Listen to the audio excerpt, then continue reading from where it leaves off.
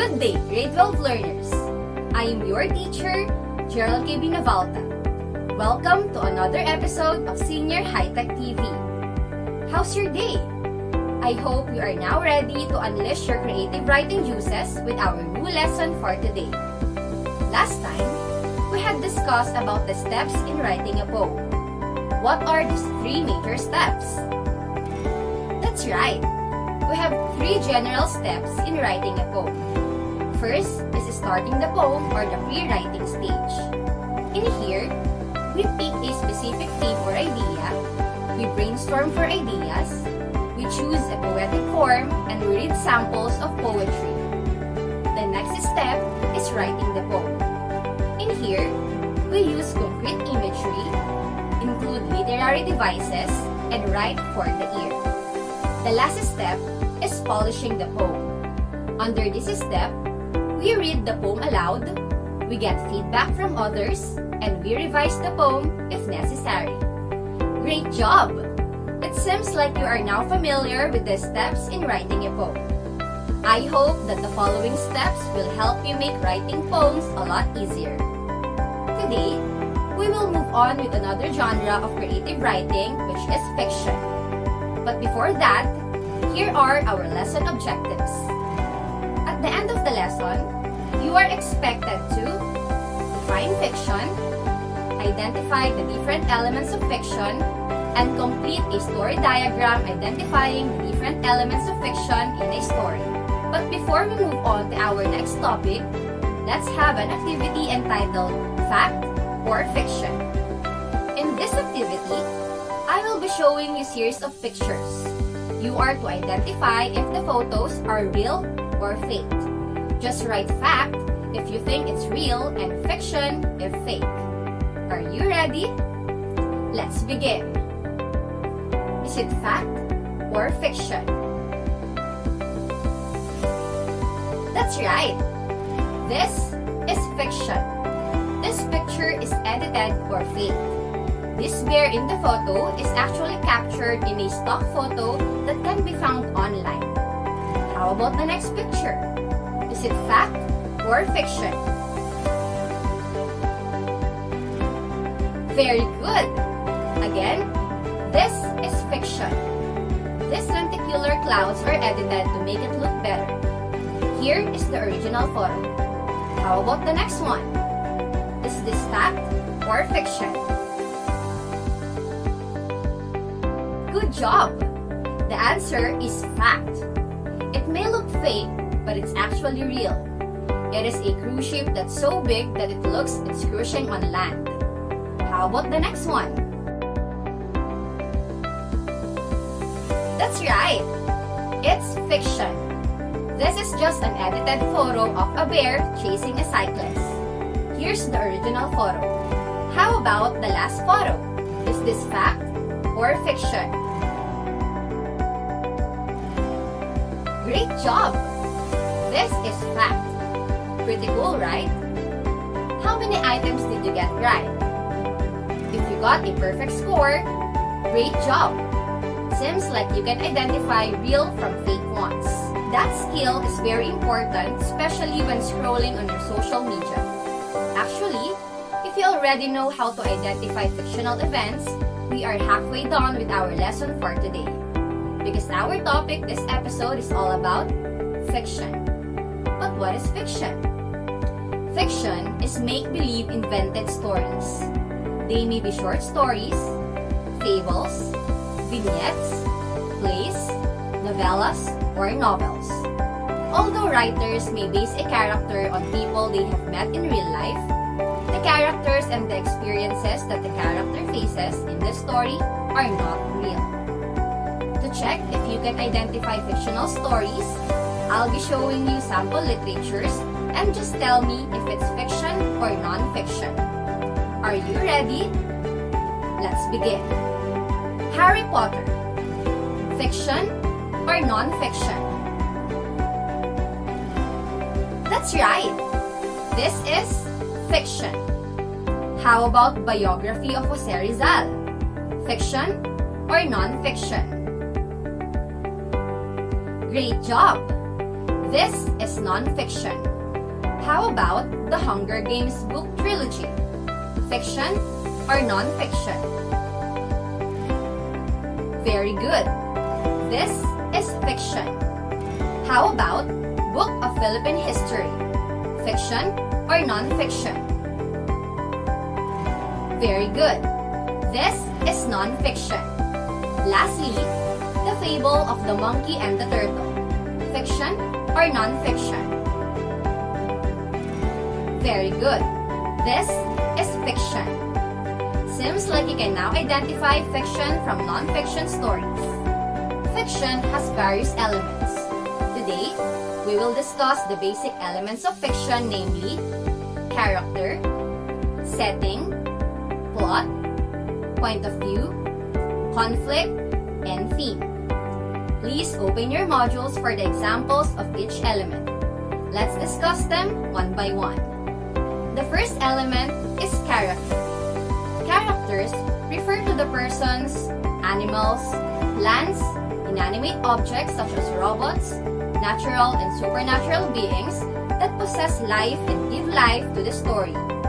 We have four major types of characters.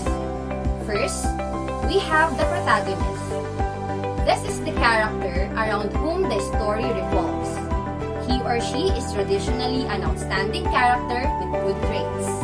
The second type is the antagonist. This is the character who is opposed to the protagonist. We also have types of characters according to character development. We have the dynamic character, which is one who goes through some sort of change. A protagonist is usually a dynamic character. The next one is a static characters. They are those who do not change throughout the course of the story. And lastly, we have the round characters. These are fully developed feature in the story. They are complex and show a true depth of personality. That is all about characters. We have more types of characters. I'll leave that on your own reading. Let's proceed with the next element of fiction, setting. Setting refers to the time and place in which the events of a narrative take place.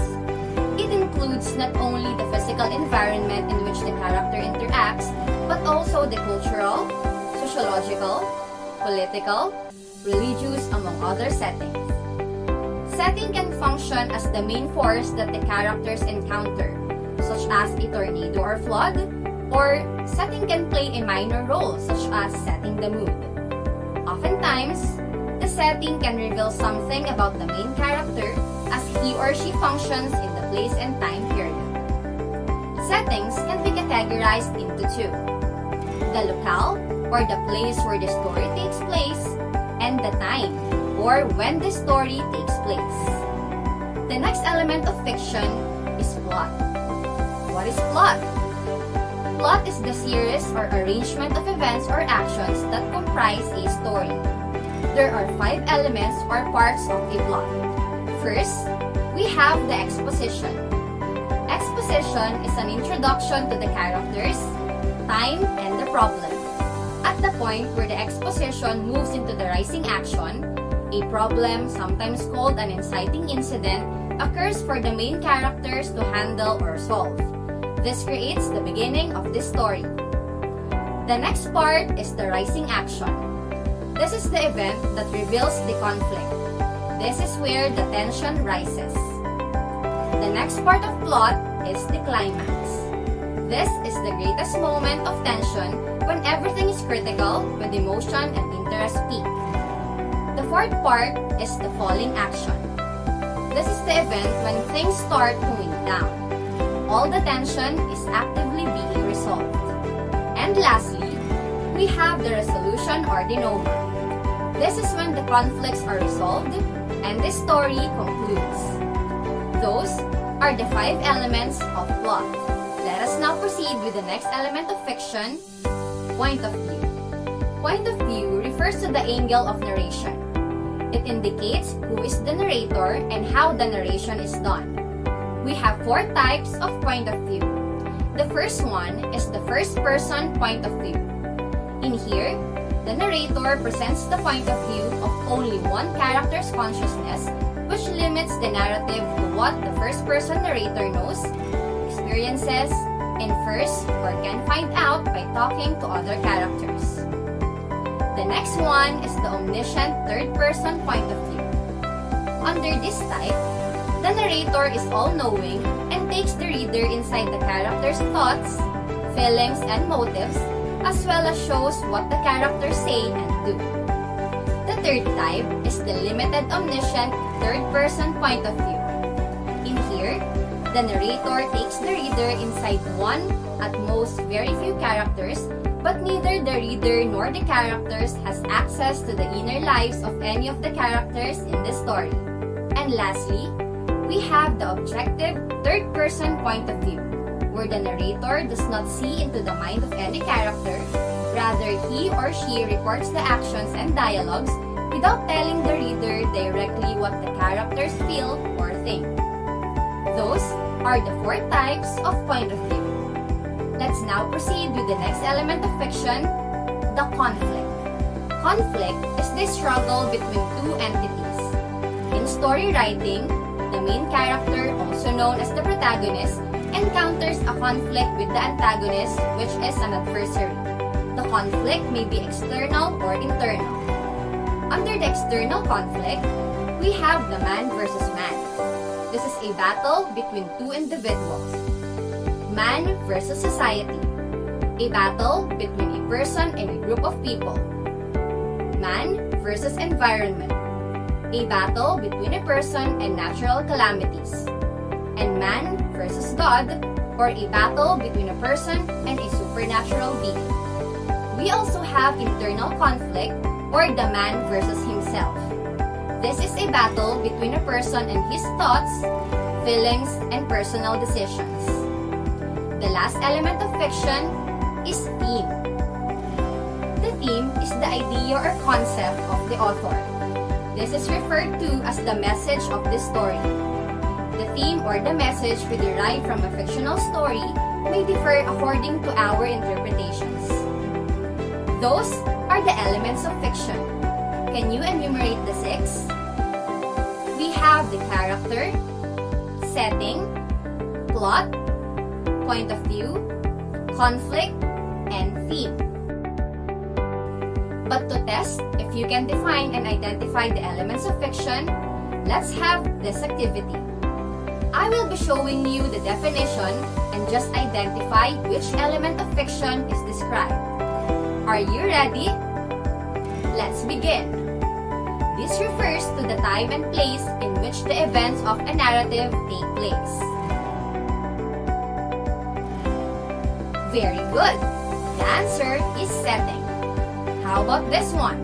This refers to the angle of narration.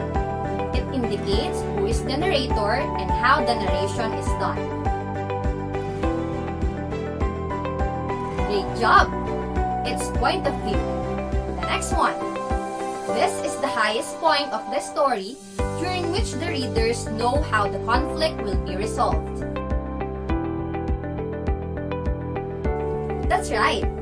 The answer is an element of plot, which is the climax. The next one. This refers to the persons, animals, plants, inanimate objects that possess life and give life to the story.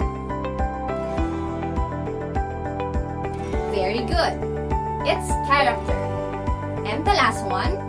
This is the idea or concept of the author, often referred to as the message of the story.